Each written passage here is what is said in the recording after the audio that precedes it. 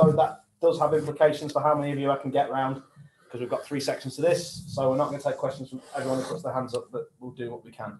Vinny, you're going to kick us off straight away, if that's okay. Sure. Hi, Jurgen. Hope you're well. I just wanted to start with, first of all, the German government obviously informing Leipzig that there will be no exception for Liverpool to travel over for the first leg of the Champions League game. What do you see now as the ideal solution to make sure your away leg is played? It's not my job, to be honest. Our people are working together with UEFA, with Leipzig, I guess, and we find out where we'll play the game. So it's not our decision. Well, nobody from Germany called me and asked me how is the situation in England. It's a general decision, obviously, about traveling from England. I think with all the stuff we are doing here, the record we have with cases, the discipline we show with all the stuff we do, I think it would be absolutely reasonable to make an exemption. But I don't know exactly who decides it in the German government, but they said so far not possible. But maybe it's good to see for German people who are not exactly in the subject.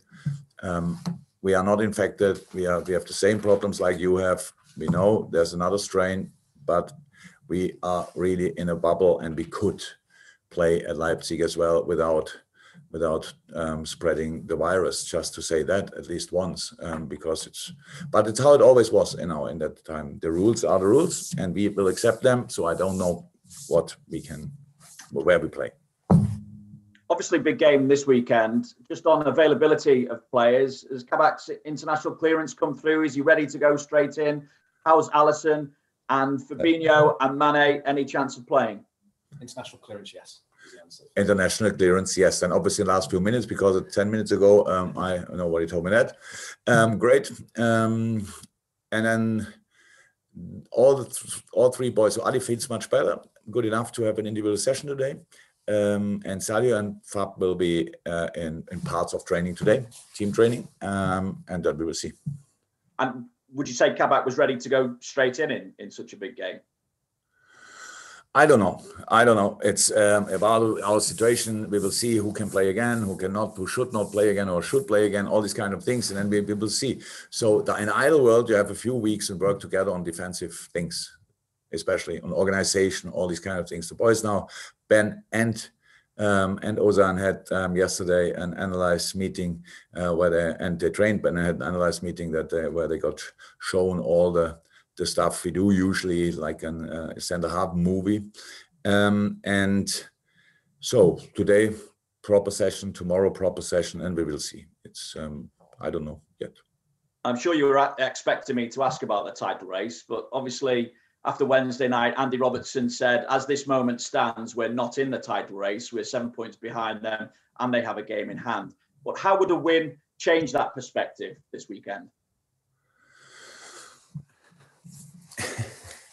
So after 2 years now, getting this question all the time, when we were close enough that it might have made some sense.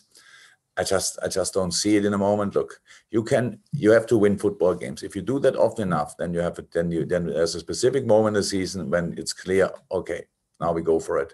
We were in the last 2 years in that situation. In the moment, we are not. So why should we think about it? But we have to think about collecting enough points that it might happen in April, May again. But I don't know yet. So why should we only think about it? We only think about it because we got asked, but it's not important. It's not what drives you, what gets up every morning or drives us through the day, without being so close to City or whoever is top of the table that we don't like football and we think that it's not worth working or whatever. That's not the case. We really try hard in a very, very tricky season. And we will continue trying 100%, and Sunday the next time. Okay, we're going to go to Simon Crabtree, PLP, for a couple. Simon. Thanks, Jackie. Hi, Jurgen. Are you okay? Just a quick one, first of all, about... Jackie? I thought you were Jackie Weaver. Sorry. Yeah, sorry. Don't ask. Don't. That's why I left it. Anyway, Jurgen, as far as fatigue is concerned, you mentioned the mental fatigue bit after the end of it as well. And I know Pep has spoken a little bit or touched upon the physical fatigue of things as well. And his team are apparently running less a lot this season than they were. And that's obviously paying dividends. So in terms of all that process, what do you need to do, or what can you do? Playing football, recover, train, recover, all that stuff. Using each single minute each day you can get to recover. That's how it is. And the more you keep the ball, the lesser you have to run, probably. That's the truth.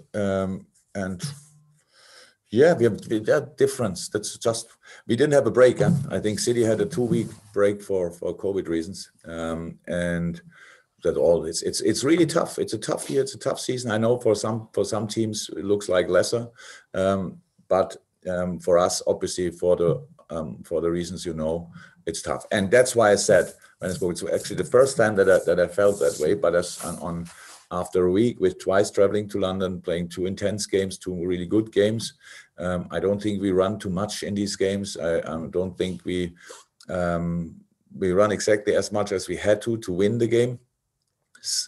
And then we came back and faced a Brighton team who had a good idea, and we were not ready in that moment. Obviously, the boys wanted, but couldn't. And if they couldn't, then you see that. Then there are two possible reasons. They don't want. I can say that's not the case, or they can't. So if that's the case, you have to think why they couldn't. And that was the thing what I was talking about after the game, and that's all. And now we have another 4 days, and things are different and stuff like this. So we had twice the short end of the week, like 2 days in between the games. So that's really short with the travel. It's no excuse. It's just an explanation. And for that game, we were not fresh enough. That's it.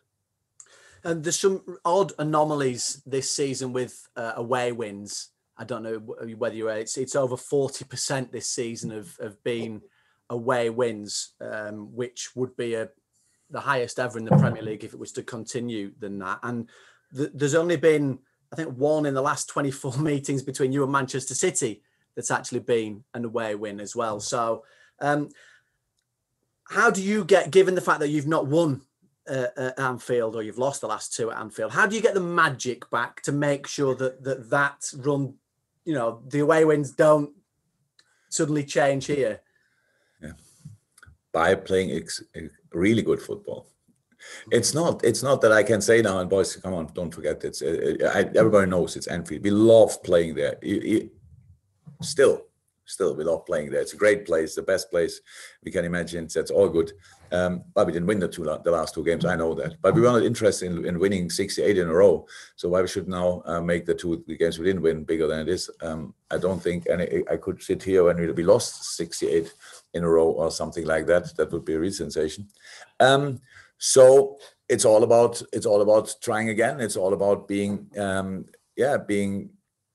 positive, enjoying football, all these kind of things. It's and make it a fortress again. That's how it is. But it will not happen in a press conference with what I would say here. I'm not 10% in the mood to speak about anything. I would talk to my players, because when I'm with them, I'm with 100%. They're here. It's still like paid holiday. So I cannot win the game here. I cannot lose the game here. The only thing I have to do is answer questions, and that's what I do, but not about what I'm telling my players. Thank you, Simon. Appreciate it. We go to Carl Markham, and then after that we've got Kieran, who I think is from AFP, and then Ellie from Perform. But Carl next. Hey again. Hi. You've spoken of physical fatigue and how you just have to rest and recover and train again. But with the mental side of it, how do you tackle that? I mean, do you have? Don't make it, Carl. Don't make it bigger than it is. I meant actually the fatigue. It's just. Well, I'm really, that's a real problem now, but because English and stuff like this, it's nothing to do with mental health, hopefully. So when I spoke about, we were not fresh enough, and fresh has 2 aspects. It's here and there. So legs and mind as well. So that's what I wanted to say. No issues, no real issues or whatever. It just was intense. We looked heavy in moments. The passing was not as as hard, as clinical as it should have been, and these kind of things. So why should that happen? The reason for it, because we're not ready, not fresh enough. That's much more. It's not a so how I said, I was not happy with using the word, but I just wanted to make sure that's not only the legs. There are other things as well. Because again, go through that week. It's not, and we have to prove that we can get freshness back and all these kind of things. It will. But for that moment, we didn't have enough time, obviously, because everybody could see it then on the pitch. In that case, does a game against City, almost help, kickstart that again? In terms of your biggest rivals. And the plan. That's the plan. Good plan, huh? Yeah, good plan. Yeah. Thank you. Are you expanding on that, Carl, or is that you? I think that's me. Yeah, thanks. Cheers, Jurgen. Okay, we go to Kieran Canning from FB. Kieran. Hi, Jurgen. Hi.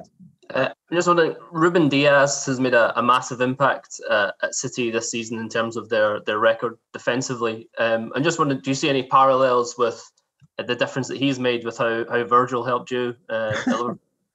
Wow, that's really harsh one. Huh? So you talk about a centre half. That's not nice. Yes, he had obviously impact. He was a good player. Come on, City's a good team. To be honest, it's a really good team. They were always, but they, good business. Absolutely. Do I compare it with Virgil? You can compare it with Virgil. I don't know Ruben good enough. So Virgil is an outstanding football player, and I know him as a person. So, and the package makes for me the difference. I don't know anything about Ruben Diaz. I'm sure he's a nice fella, but I don't know. Okay, thank you, Kieran. And then to finish with Ellie, and then if the guys for the breakout can start putting hands up, that'd be great. But Ellie, to finish our press conference, open section of the press conference. Thank you. Hi, Jurgen. Nice. Ilkay Gundogan is in incredible form for City at the moment, and he's obviously a player you know really well from your time at Dortmund. What qualities do you think make him a special player, and are you slightly surprised at his current form and all the goals he's scoring at the moment? Not at all. Goal scoring, maybe a little bit. The rest not. Ilkay was one of the best players I ever coached when I was a very young player, when he came to us from Nuremberg to Dortmund, and especially in the 2012 season, he was unbelievable and played pretty much like he's playing now.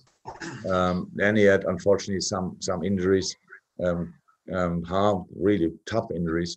But that's not all sorted, and that's the longest period he can play football without getting interrupted. And I wish him really well that can continue like this. That's the only reason. He was always that player, and when experience then, and when you are smart and experience comes then into place as well, then it's another jump, obviously, on your performance level. And I'm not surprised at all.